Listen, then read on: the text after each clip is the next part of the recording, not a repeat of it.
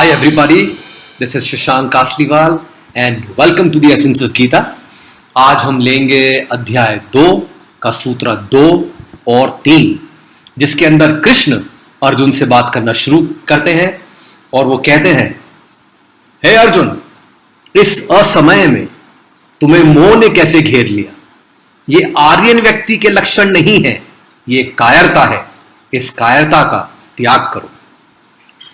अब यहां ये बात जाहिर होती है कि क्यों कृष्ण को इस जगत का सबसे बड़ा साइकियाट्रिस्ट, सबसे बड़ा साइकोलॉजिस्ट, सबसे बड़ा मनोविज्ञान विशेषज्ञ कहते हैं, क्योंकि कृष्ण इतनी सूक्ष्मता से अर्जुन का अहंकार, मैं भाव देख लेते हैं।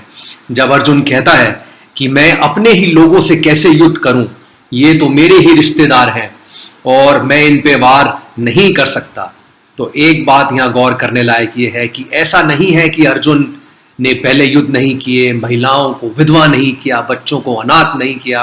उसने पहले भी युद्ध करे हैं, लोगों को मारा है, काटा है, लेकिन इस समय में ही इसका ज्ञान याद आ रहा है कि हमें अच्छाई करना चाहिए, हमें युद्ध नहीं करना चाहिए। इससे पहले इसको ये अच्छाई कभी याद नहीं आई।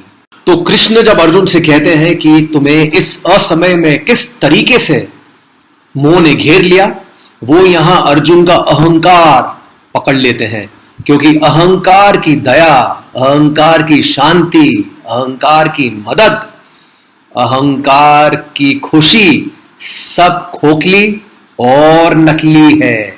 इसीलिए आज का मनुष्य सब कुछ होने के बावजूद भी दुख, तकलीफ, संताप, डिप्रेशन से गुजर रहा है, क्योंकि अंदर से वो स्प्लिट है। वो होना कुछ और चाह रहा है और हो कुछ और रहा है।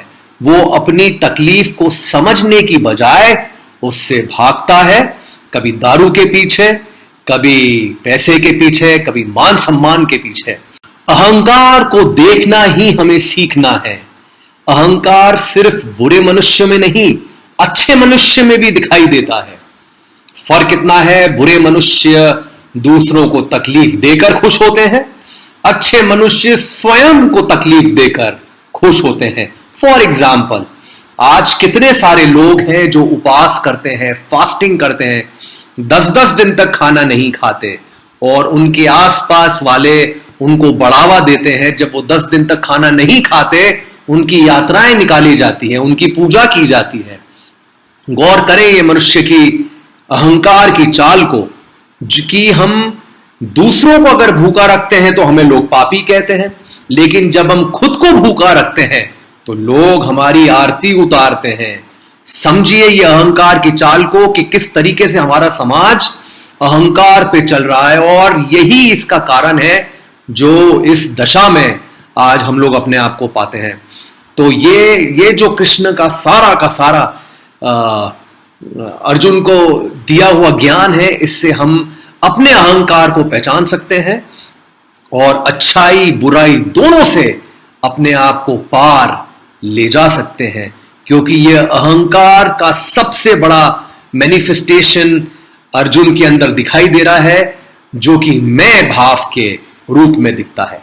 हम अच्छाई भी करके देख चुके हैं, बुराई भी करके देख चुके हैं, सब कुछ तो करके देख चुके हैं, फिर भी मन में ये रिक्तता, खालीपन का एहसास क्यों रहता है?